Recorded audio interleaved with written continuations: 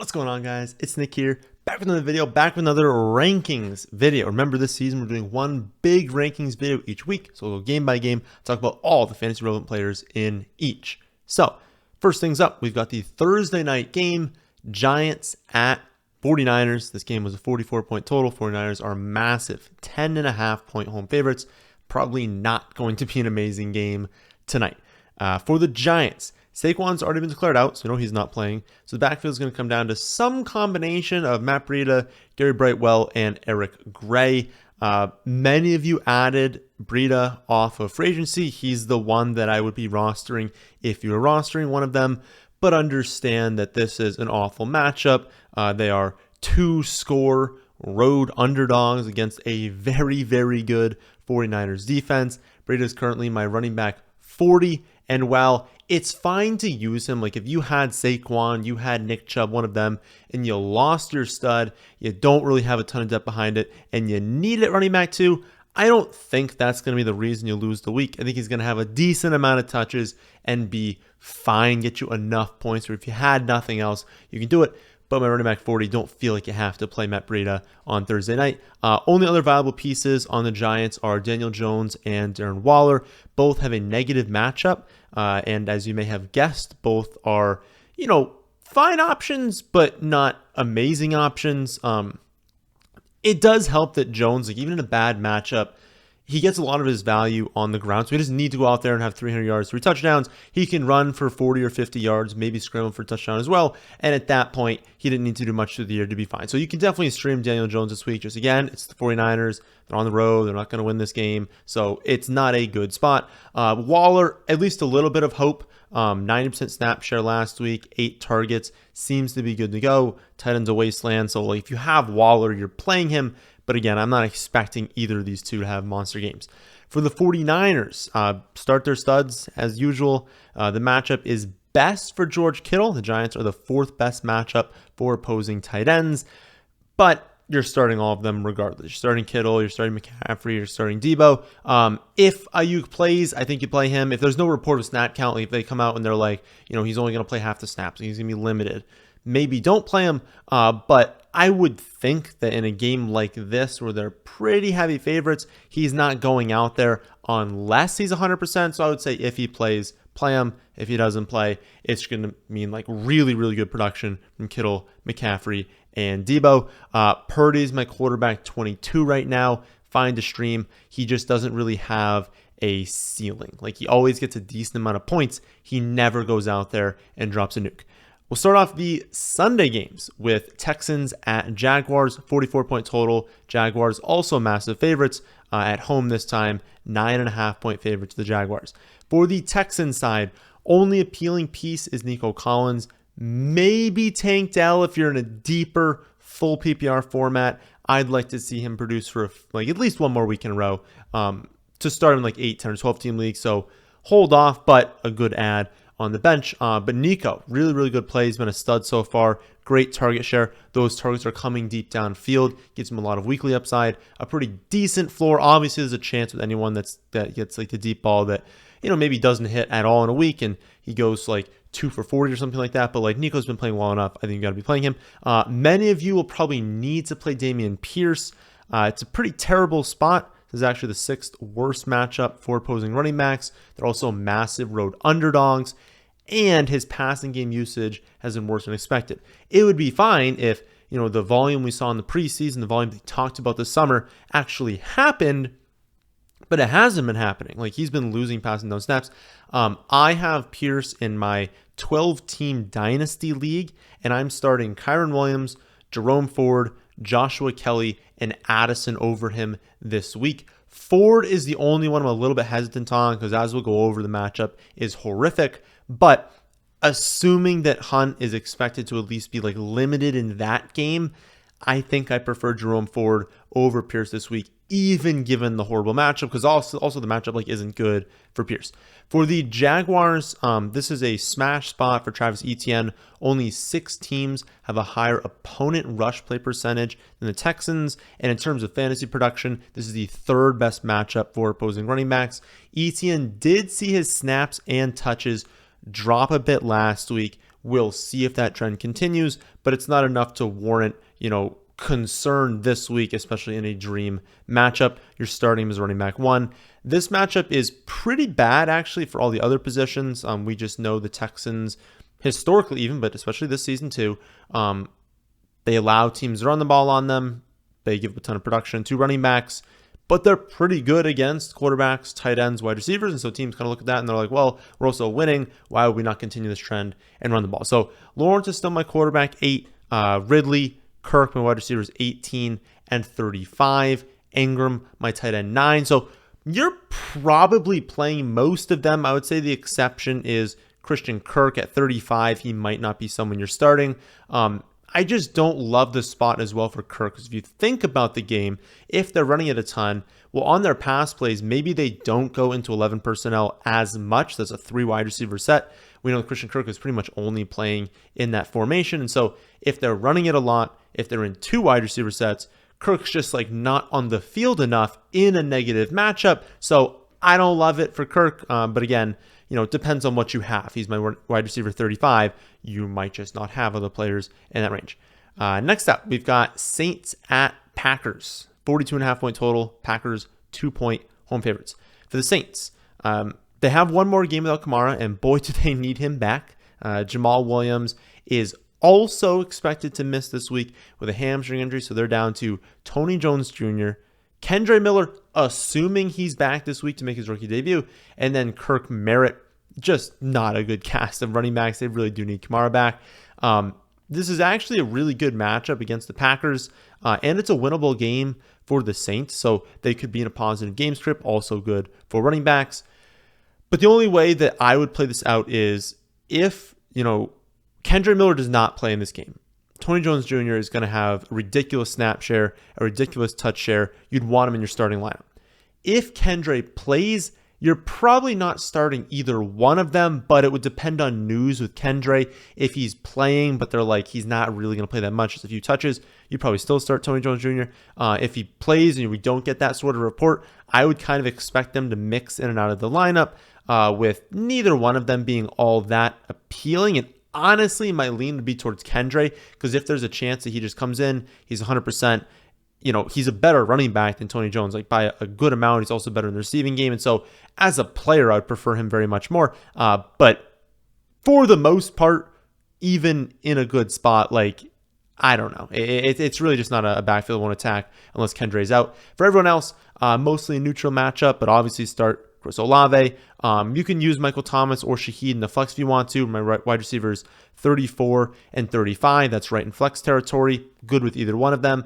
I would leave Carr and Juwan Johnson on the bench. Carr is getting vultured a lot by Taysom Hill, and that hasn't resulted in this huge decrease in touchdowns yet. But if you watch those games, there's a lot of plays where Taysom Hill comes onto the field right when they get into the green zone inside the 10-yard line, and that's very, very bad for Carr's upside. And then Juwan Johnson, only 5.67 expected fantasy points per game so far this season, so usage had not been great. For the Packers, definitely depends on the studs. Depends on Aaron Jones. Depends on Christian Watson.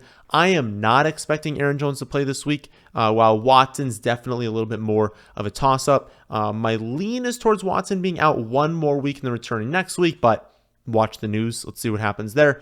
This is a neutral matchup for the ground game and a negative matchup for the passing attack. So I would definitely start A.J. Dillon if Aaron Jones misses the game. And the only pass catchers that I'd be really interested in are Jaden Reed and Luke Musgrave, again, assuming that Christian Watson is out. The Packers have just been playing really, really slow, and it's tough for any of them to be amazing when the plays are kind of down. The Packers rank 30th with only 53.5 plays per game so far this season. So even if I project Reed, which I have right now, at a 23% target share, that's really good, and it might be on the high end of what I should be projecting. That's barely over 7 targets, which puts him in that same range as Michael Thomas or Shaheed. And he can blow past that number, right? If they ran more plays last week, he could have had 10, 11 targets, but the plays have been down. And if we're kind of looking at 23%, it's a pretty hefty target share, especially if Christian Watson were to play in this game. I don't know. No one's overly appealing in this passing attack. My lean is towards benching all of them in a pretty difficult matchup. But again, Reed, Musgrave, find lower end options if Christian Watson's out. If Watson returns, he's probably the only one I'd really consider. And even then, I need to see beat reporters. What are they saying? And also for Musgrave, the Saints are the single worst matchup for tight ends. So definitely be careful with him if you're going to start him. Bills at Commanders. Up next, this game is a 43.5 point total. Bills 6.5 point road favorites. For the Bills, this is definitely a tough matchup overall, but it's definitely more difficult for running backs than everyone else. The Commanders have a really, really good overall defense, but it's the single worst matchup if you have a running back against them, just edging out the Titans. You don't want to start running backs against the Commanders. It's really difficult to score fantasy points against them in like as a unit. Like they just don't give up a lot of production. But it's especially true, right? If you had like a featured back, you'd be like, okay, well, the production's down, but they're good enough to start any matchup. We effectively have a 3 running back. You could call it a 4 running back committee with Josh Allen. He's been getting less design runs, but we have at least a 3 running back committee in Buffalo. And while James Cook is the clear lead in that committee, the fact that it's a terrible matchup, Latavius takes some work, and Damon Harris takes some work, and the work they're taking is goal line work, which he can still score because he can get a carry from outside the red zone and still score a touchdown. It really hurts the upside of Cook that it's pretty clear he's not going to have red zone touches this season, or at least red zone carries and green zone carries. So I'm thinking James Cook, the only running back you're obviously playing this game, but I'm thinking he's like a low-end running back 2 this week, someone that is highly explosive, can hit from anywhere, can rack up receptions, can still be good, but not someone expecting a good game from. The matchup is just so bad. If there's rotation there, if you've got something else that's close, I would lean towards playing that player. For everyone else, obviously start Allen, start Diggs. Gabe Davis, same as every week. He's a very high upside flex play, but one with a floor of 0 points. And then tight ends, find Destreen, leans towards Kincaid. Neither one of them stands out as an amazing play this week. For the Commanders, only good play on this team is Brian Robinson. He ranks 10th among running backs in expected fantasy points. And while the matchup is bad, it's not as bad as James Cook on the other side. I have Cook right now projected for 0.1 half PPR points behind Brian Robinson. So again, neither one of James Cook or Brian Robinson is a must play. But realistically, given the state of the running back position, running backs 18 and 19, I mean, the odds are you don't have multiple running backs inside the top 15. If you do, congratulations, but many of you don't. And so you probably are playing both of them. Behind him, it's kind of gross. I mean, the Commanders are projected to score 2.02 touchdowns this week. That's not awful, but it's not amazing, right? And there's a lot of different players who could score those touchdowns, and they could still come in below that projection. Even with target shares in the low 20s, which is good, but not, what we're expecting typically from McLaurin before this season, what we're hoping for Dotson eventually. Low 20s is really good. It's not an elite target share. Even grading them out there or projecting them there, they only come out as the wide receivers 38 and 40 for Dotson and McLaurin respectively. I do think that we're going to be using them at some point this season. I think this offense is going to break out. It's going to click at some point. This week, probably not the week that happens. I don't know. I don't love them. I probably wouldn't play them. Chargers at Vikings up next. Game with by far the highest total of the week, 54 points. Play people in this game, right? That's the very easy takeaway, and it's a close spread. So it's not a huge total and a 10-point spread. 54-point total. Chargers 1-point road favorites. This should be a close, high-scoring game with a very, very high ceiling. For the Chargers, you're starting Herbert, Kelly, Keenan Allen, Mike Williams. I'm expecting Eckler to miss if Eckler played flip-flop. Obviously, start Eckler. Probably don't start Kelly, but honestly, it's such a good spot. You maybe could. And then for the Vikings, you're starting Cousins, Jefferson, Hawkinson, Madison, and Addison. Again, smash spot all around for both sides. Hawkinson is the only player in this game with a negative matchup, but given the game environment, given his workload, you're playing him, you don't really care what the matchup is. Not every player I mentioned there is going off, right? You're not just going to have, what did I go over? Off the top of my head, 8 people are there, 8, 9 players. They're not all dropping nukes this week, but the chance that any one of them has a week that wins you the week is much more elevated in a matchup like this, where both defenses are definitely struggling. Chargers is playing way worse than I thought they would this season. and just a game that both offenses could easily score quickly, lead to more plays, more yards, more touchdowns all around. Like, it's just a really, really good spot. Also, I would start Madison even after the Akers trade. I don't think I think he will be active this week. Tough to know, but I think he's going to be active. I just don't think he's going to go out there and have a ton of touches. He's also not been very good this season, but I don't think he goes out there and has 10 touches. I think he'll mix in a little bit, but that, Madison's going to be the guy this week. And if you're the guy this week in this matchup, play him. Next up, we've got Titans at Browns. This game has a low 39.5 point total. Browns 3.5 point home favorites. For the Titans, only appealing piece is Derrick Henry. Tannehill and the wide receivers have a brutal matchup, and none of them are really that great in expected fantasy points anyways.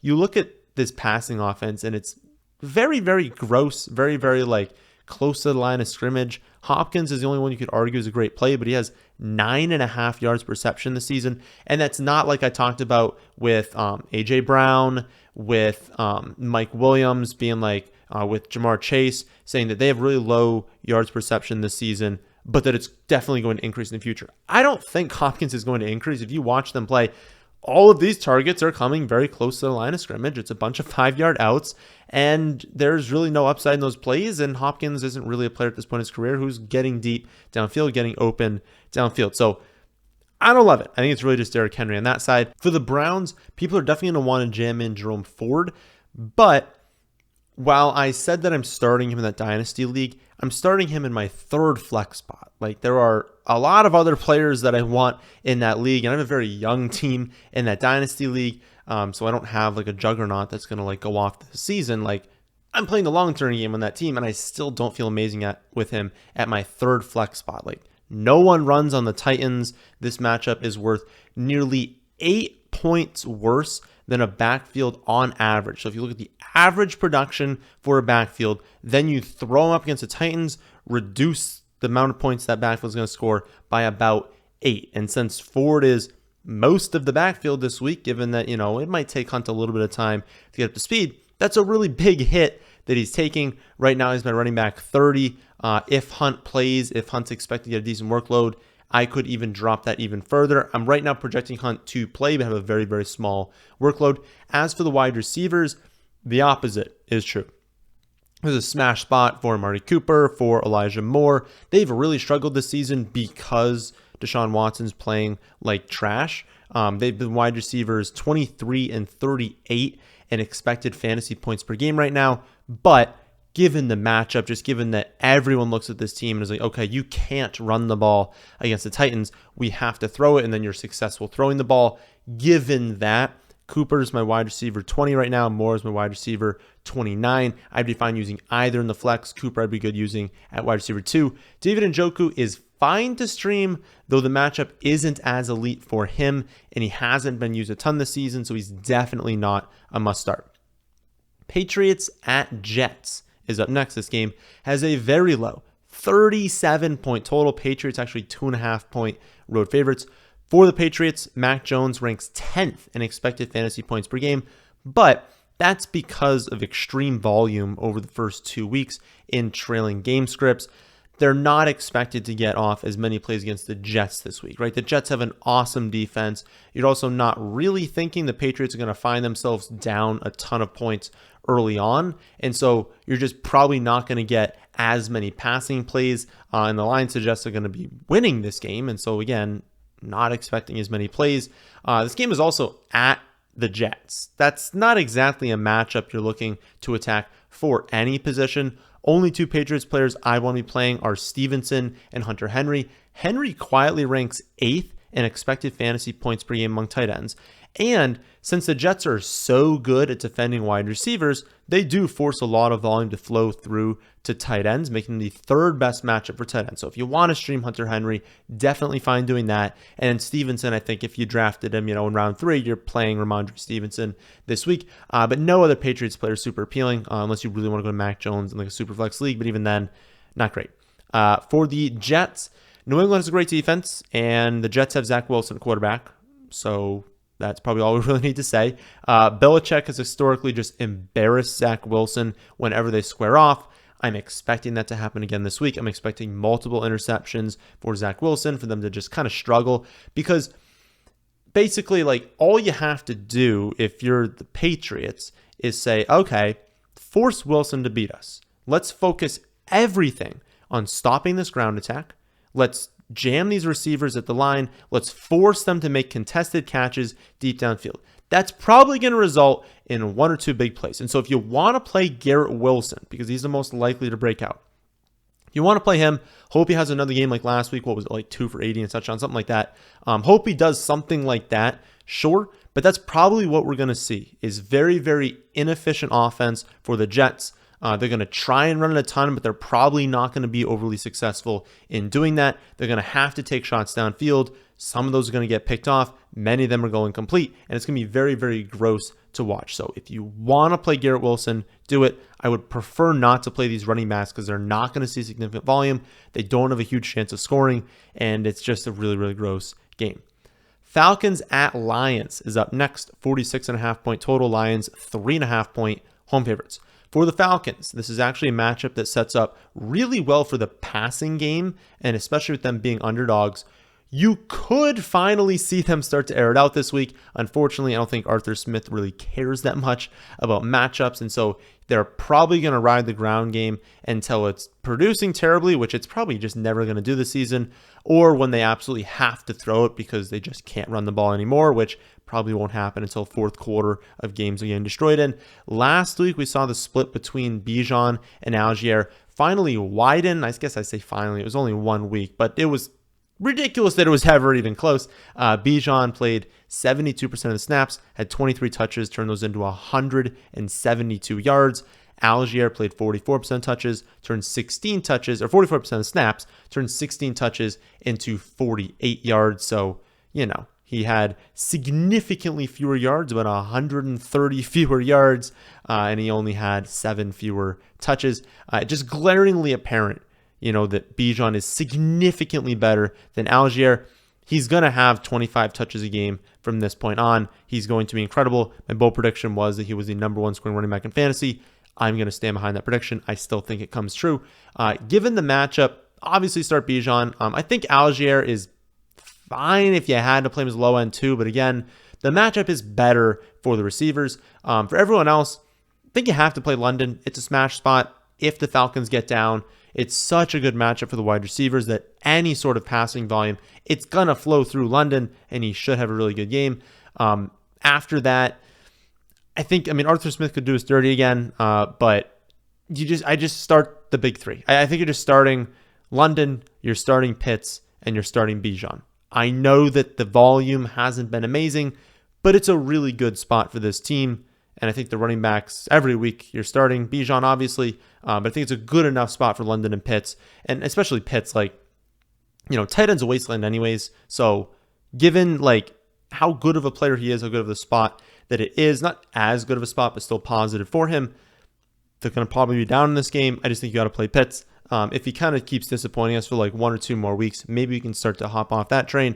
But again, it's not like tight end is some dominant position where there's like 10 or 12 of them scoring touchdowns every week, getting like 60, 70 yards on 6 or 7 receptions. Like most of the time, if you score a touchdown, you're like a top 7 or 10 tight end that week. And so Pitts, at least an okay chance of scoring. For the Lions, this is a surprisingly bad matchup, especially with Montgomery out though. Like, we just know where the volume's going. Like, the Falcons have actually had a decent defense, but who's it going to? Gibbs, St. Brown, Laporta, and Reynolds. Like, all the volume is going there. They're going to mix in Bam or Craig. I actually don't even know who they're really going to play more, Craig Reynolds or Bam. We'll hopefully find that up for Sunday. But the point is, they'll mix that in for early down workload, but most of the volume is going to Gibbs, St. Brown, Laporta, and Reynolds. So you're starting Gibbs, you're starting St. Brown. I think Laporta and Goff are both fine streaming options. They don't jump out as like amazing plays, but I'd be totally fine playing either one of them. Reynolds honestly isn't a bad play either. He's only my wide receiver 45 this week, so you probably don't need to go there, but if you had to, I honestly don't hate it. Colts at Ravens up next, 45 point total, 7 point home favorites for the Ravens. For the Colts side, assuming Richardson clears concussion protocol, which we don't know yet, but assuming he does, start him, Pittman, and Moss. It's definitely not a good matchup as a road underdog against a really, really good Ravens defense, but these three have such a massive share of the offense that I think you're just playing these three. Moss in particular had a 98% snap share last week. That is unheard of for running backs. You start any running back playing 98% of the snaps. Pittman, 7th in expected fantasy points on the season among wide receivers. Richardson, he got up to 17.74 fantasy points last week on 18 plays before leaving with the concussion. I would also like to point out that I lost in my league, my dynasty league, by half a point last week with Richardson leaving concussion after 17.78 points or 17.74 points on 18 snaps. So that was a little bit tough to swallow. But yeah, those three, great volume, gotta play him. Then for the Ravens, Lamar, Andrews, gotta play him. Flowers, honestly, low-end wide receiver 2, maybe better in the flex, but he should have decent volume. Colts quietly rank as the 3rd best matchup for opposing wide receivers. Flowers ranks 15th right now in expected fantasy points per game. Volume's there, matchups there, play Flowers. Behind those three, watch the status of Justice Hill. He's got turf toe, could miss this week. If he does, play Gus Edwards. They'll bring in other running backs. They'll probably play Melvin Gordon, but I mean, Gus Edwards would be a good enough play if Justice Hill is out to want to play him. If Justice Hill plays, ideally, you're probably not playing Gus or Hill, but I understand if you have injuries, you want to play him as a low-end option. It's fine. Either one of them could fall into the end zone.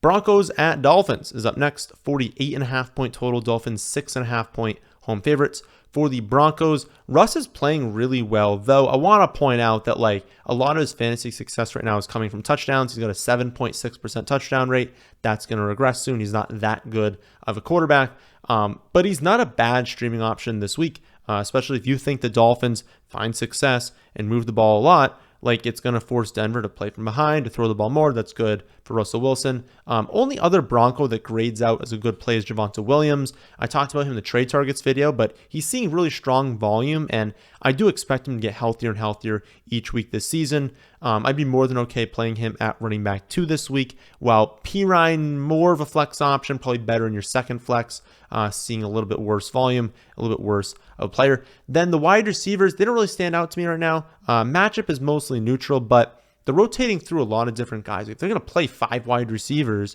like, that's not fantastic. So until they really focus on Judy, Sutton, and Mims, I would mostly stay away. If you want to play Judy, I think that's fine. Came back to a 68% snap share last week. Like, if we kind of assume that rises a little bit, I think it's fine. I'd probably only play him in the flex. For the Dolphins, Tua, Tyreek, Waddle, all weekly must starts. Mostert, that's going to depend on matchup. But the matchup is pretty good this week. And with Wilson still on the IR, I think you can play Mostert as like a low-end running back too. Not expecting an amazing game, but he'll be fine. 4 o'clock games kick off with Panthers at Seahawks, 42-point total. Seahawks 6-point home favorites. For the Panthers, Miles Sanders is seeing really good volume. The offense has just been so bad, and defenses know that their only like real job is stop Miles Sanders. They can't do anything else. I believe there's going to be a press conference in like a few minutes. I'm pretty sure Andy Dalton is going to start this week. I don't think they're going to start Bryce Young. Don't really care too much. Like, it's not really been Bryce Young's fault. No one's open. Like, there's only so much you can do. If you drop back, 0 players are open. How do you even complete a pass if no one's open? So, not really on Young, and Dalton's not going to look good either. But it is what it is, really. It's like, we weren't starting the wide receivers anyways. Maybe you were looking at Hayden Hurst. Like, just stay away. I mean, Sanders is the only player you want here. He's getting significant volume again. He's a good play this week. It's a really good matchup against Seattle. Second best matchup for running backs. Other than that, like, there's just no point in starting anyone else. I think at one point we'll start Mingo, but not yet. For the Seahawks, Geno, Ken Walker, Metcalf, all definitely must starts. Lockett, very strong start. And I think JSN is flex viable as well. Panthers are a negative matchup for running backs, but 6-point home favorites. Walker's set up really well from a game script perspective, and also just from a volume perspective. I think he's going to get enough work. You got to play Ken Walker this week. But honestly, like, the wide receivers, good matchup. Like the Panthers are the number one matchup for opposing wide receivers. We think that Seattle's probably going to score a lot of points. Seattle plays well historically at home. They're at home this week. Like I think just play the wide receivers and understand, again, it's Metcalf at the top, then Luck, and then JSN. Don't expect JSN to have a great game, but I think he can have a fine game. I would not be opposed to playing him. Next up, we have Cowboys at Cardinals, 43-point total. Cowboys massive 12.5-point road favorites. That is pretty embarrassing to be a 12.5-point home underdog. For Dallas, blowout concern is obvious, but to have a blowout, you first need to score a bunch of touchdowns. So I'm not too concerned. Yes, it could be a 30-point game in the second half, and then we don't see a lot of volume from these players. But again, if it's a 30-point game, they probably scored 4 or 5 touchdowns, and your player probably scored a touchdown. Pollard, Lamb, definitely must starts. I would say Jake Ferguson, a pretty quality play at tight end. We went over him in the trade targets video, seeing amazing production inside the red zone if they're going to score a lot of points. Jake Ferguson, a good bet to score touchdown. Dak, perfectly fine to stream, though he doesn't project super well because it's a smash spot for the running backs, and they're probably not going to need to run the ball in the second half, so he'll need to score those touchdowns in the first half. For other players, it's fine to lose that production. If they're running the ball in the whole second half and they happen to run for 1 or 2 touchdowns, you could see a floor game from Dak Prescott, and then again, obviously start Tony Pollard.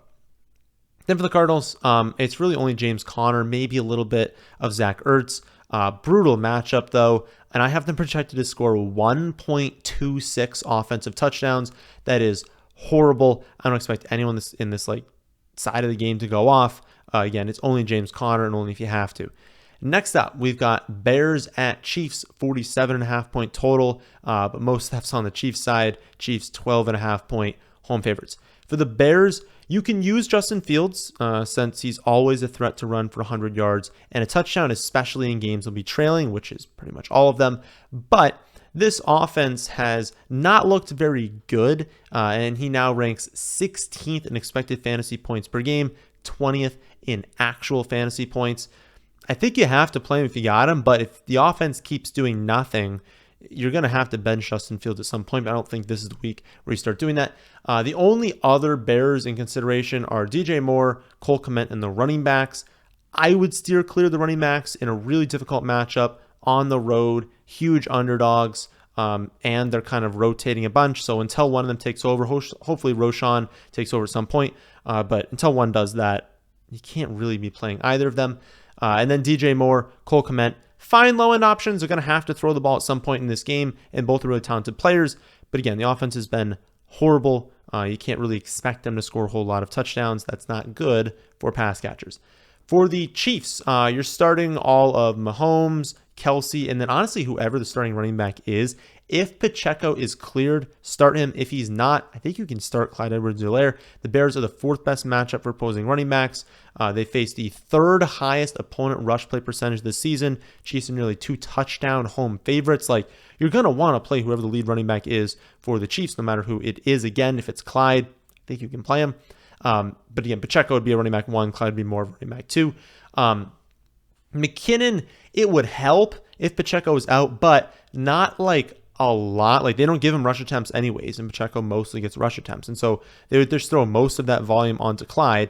Maybe McKinnon will be used a little bit more, but McKinnon's always just pray he scores a touchdown. He's not getting any volume if he doesn't score a touchdown. And then also, they're not going to be trailing. It's not like KC's going to fall back, and then, they're going to need 7-8 targets for McKinnon. So it's not really a McKinnon game. You're probably not playing him. Sunday night game is going to be Steelers at Raiders, 43-point total. Raiders, 2.5-point home favorites. For the Steelers, no one grades out as must start. Pickens, though, wide receiver 21. Warren, running back 23. Najee, running back 24. This is a great spot for the running backs to finally get on track. But understand, Warren has 10.2 expected fantasy points per game. Najee has a pathetic 7.4 expected fantasy points per game. They have a total of 0 rushing yards before contact this season. So it's not like it's their fault, right?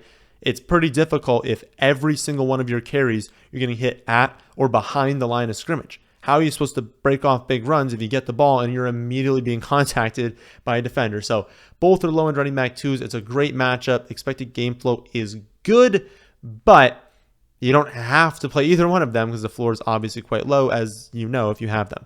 For the Raiders side, Jacobs, Adams, obvious must start. Seems like Adams is going to be good to go, so don't worry about that. Myers is a good flex play if he's able to go. Kind of have to watch the status on that. We can't really predict when people come back from concussions, but as of right now, Myers is trending towards playing, and then it looks really like Adams is going to play this week. Those three just make up such a massive share of the offensive touches that even in a bad matchup, I mean, I think you're just starting them. Like, even if they're only going to score 2 touchdowns, right? It is probably from this trio that those 2 touchdowns are coming through. And so if they have a really good touchdown expectation, you want to be playing all 3. The first of 2, again, Monday night games is going to be Eagles at Bucs, 46-point total. Eagles, 4.5-point road favorites. For the Eagles, Hurts, Brown, Smith, all must starts. While DeAndre Swift is a good play at running back too. Swift obviously comes with a lot of risk, but you have to think he's going to maintain like a pretty decent opportunity share after last week. Bucs are an awful matchup for running backs, but if Gainwell remains out, you just have to think they're going to lean on DeAndre Swift. He was so good last week. Why would they go to anyone else? If Gainwell returns, I want to see what beat reporters are saying. It doesn't seem like he's going to, but I'll adjust the rankings accordingly if he does play. At least as of recording this right now, though, we just don't know what's going to happen there. For the Bucs, Evans, Godwin, definitely must starts. Rachaad White is a fine low-end running back too. He's had 19 and 23 touches over the first 2 weeks. He looked a lot better in week 2, albeit it was a smash spot for him. So, of course, he looked better, right? Eagles' 5th worst matchup for opposing running backs. So, I'm not expecting a great game from Rachaad White. But again, low-end running back 2 is running back 26 right now. Final game of the week is Rams at Bengals. 43.5-point total. Bengals are only 2.5-point home favorites, just given the uncertainty surrounding Joe Burrow. For the Rams, Kyren Williams and Puka are must starts. Not a sentence I thought I'd be saying as early as week 3. Kyren Williams, though, second among running backs in expected fantasy points per game. Puka, first among all players. I would also start Tutu Atwell. He's been incredibly impressive over the first 2 weeks. Definitely shows that, a player can progress, can develop year over year. He was not someone we ever thought would be fantasy viable, early in his career. I guess he's still early in his career, but like last season, we did not think he would be fantasy viable at any point. He's been awesome. He's been really, really good this season. I think you can play him in the flex. The emergence of those players has kind of crushed the value of Van Jefferson, of Tyler Higbee. I would not start either one of them. Stafford is fine to stream, especially if, let's say you have Joe Burrow. You want to see if Joe Burrow is going to play this week. Well, have Stafford also, and if Burrow's out, you can play Stafford. And honestly, you could just play Stafford regardless, because Burrow has not looked very good given the injury, obviously. But you'd also prefer Burrow play, because if he did, you'd at least have a better chance of a shootout, of a back-and-forth game, Stafford throwing the ball a lot more, being more aggressive. With Burrow out, you're not going to have that happening as high of a rate. For the Bengals, obviously depends on Burrow. The line seems to indicate that he will not be playing, but impossible for us to know right now. Regardless, you're starting Chase, you're starting Mixon, you're probably starting T. Higgins as well. The Rams have actually been a lot better than I thought they would be on defense this season, but that trio has such a good opportunity share. They're all extremely talented players. I think you got to play him.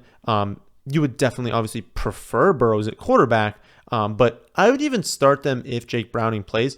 And the thing is, it's the last Monday night game, and so you're not going to know. So I think you got to just put Chase and Mixon into the starting lineup. Obviously, the projection goes down if Burrow is out, but I think you still play them. And I think you still play Higgins too, because what if Burrow did go out there and play? Well, you're not going to want to have benched T. Higgins. He'd be still in a pretty good spot. And since we're not going to know, unless you have something that's very close, you've got another player that's projected very similarly to Higgins, and you're like, no, I don't want to take that chance. I'll put Higgins on the bench. I'll play this other player. Sure. I wouldn't take a 3 or 4 projection drop just to play someone else, because Higgins is still a good enough player. He can produce with anyone there. And I would honestly just not plan on playing Burrow. If you've got someone else, they play on Sunday, you don't know by Sunday, play the other person, but ideally you could just get Stafford, have him as the handcuff. So that's a breakdown of every single game this week among all positions. If you want to see my exact rankings and projections for every single player, you can see that on my website, thefantasyfootballadvice.com. And if you want to see any of the stats I talked about in this video, that is all also available on the website. That, my friends, is the end of this one. Hope you all did enjoy. If you did, how about hitting the like button and help subscribe to the channel if you're new here. Thanks for watching.